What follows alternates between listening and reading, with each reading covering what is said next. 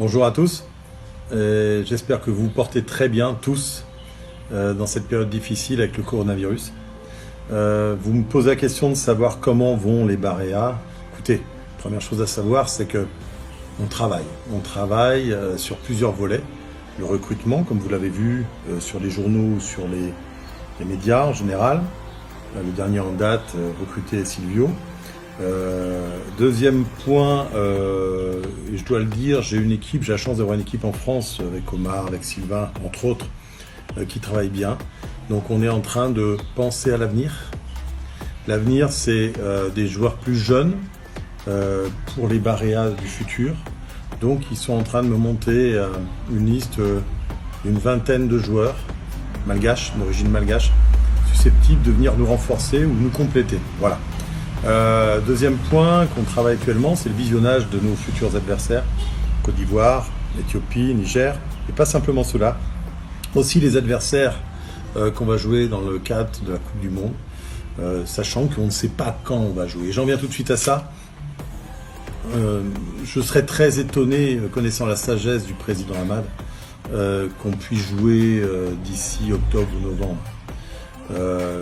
Tant que, le connaissant bien, tant que nous ne serons pas sûrs d'avoir vaincu le virus, alors le président Hamad, je pense, ne prendra aucun risque sur la santé des gens. Pas la personne à faire ça. Et donc je dis patience, patience, parce qu'on ne jouera pas en juin, c'est sûr. Sans doute pas en septembre, c'est sûr. Mais est-ce qu'on jouera en octobre ou novembre? Rien n'est sûr. Le principal aujourd'hui est de vaincre cette épidémie, ce virus, avec beaucoup de sagesse. Alors je me rends compte, et je tiens à féliciter le gouvernement et le président en premier lieu, que c'est plutôt bien géré, parce que moi j'ai mes enfants en France, ma famille en France, il y a mon épouse qui est là, et finalement quand je compare un peu, je me rends compte quand même qu'ici il n'y a pas de décès par exemple, il y a beaucoup moins de cas, et que c'est plutôt bien géré, donc je tiens à féliciter tout le monde, et sans doute aussi tous les malgaches. Mais je le dis aussi, peut-être on oublie parfois les gestes barrières. Peut-être on oublie le confinement.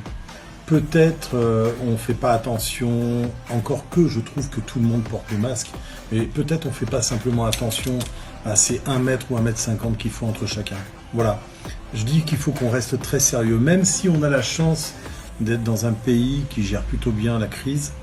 Il faut qu'on soit, nous, tous, vraiment concentrés sur ce qu'on a à faire, mais pas simplement le lundi, le mardi jusqu'au dimanche, tous les jours, pas simplement le matin, mais toute la journée, tout le temps, tout le temps. Voilà. Et enfin, on pourra vaincre l'épidémie et le virus, et enfin, on pourra revoir le football sur le territoire, et on pourra voir les Baréas rejouer en Coupe d'Afrique des Nations et en Coupe du Monde. Pour l'instant, c'est pas le cas. Quelques nouvelles de nos joueurs. Certains joueurs très impatients de revenir jouer pour défendre dans les couleurs malagasy. Autre thème qu'on travaille actuellement, c'est sur la future académie élite des Baréas. On travaille beaucoup. L'architecte avait fait les plans et a fait les plans avant l'épidémie de la future académie. Ça va être superbe. Et on va pouvoir, une fois cette crise passée, lancer toutes les détections. Sachez qu'on va avoir un outil de travail énorme, l'académie, qui va nous permettre de créer les futurs Baréas et d'avoir une équipe compétitive de façon durable. Voilà, donc on continue de travailler, le visionnage des équipes, je vous l'ai dit, le recrutement, je vous l'ai dit. Maintenant, on m'a aussi posé la question de savoir ce que je pensais de la Pro League. Et écoutez, j'en pense du bien et j'en suis assez fier, puisqu'on est à l'origine de cette Pro League. Alors, j'avais dit au tout départ de la Pro League, on va essuyer les plâtres la première année. Et malheureusement, je ne pensais pas au coronavirus, mais au-delà d'essuyer les plâtres, et je félicite tous les présidents de club, tous les coachs et tous les joueurs qui ont tenu les 12 équipes, mais malheureusement, la Pro League a arrêté, s'est arrêté, obligé d'arrêter du fait du virus. C'est une première année. En tout cas, j'en suis fier parce que je sais qu'avec ce championnat, ce type de championnat, les joueurs vont être plus prêts, plus compétitifs sur la durée. J'en pense du bien et j'en suis assez fier puisqu'on est à l'origine de cette Pro League. Alors, j'avais dit au tout départ de la Pro League, on va essuyer les plâtres la première année.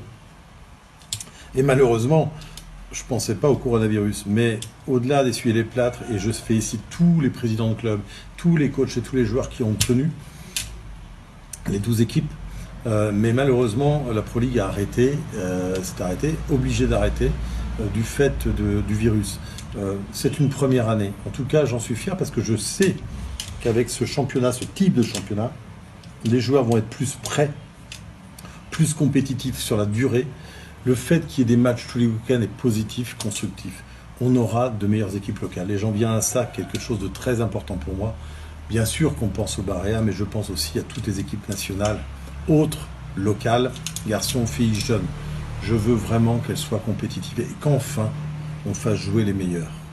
Et qu'enfin, on puisse gagner. Voilà. Donc, de bons projets. Je vous salue vraiment. Je vous saluerai bientôt. Je croise beaucoup d'entre vous partout où je peux actuellement, en respectant le confinement et les gestes barrières.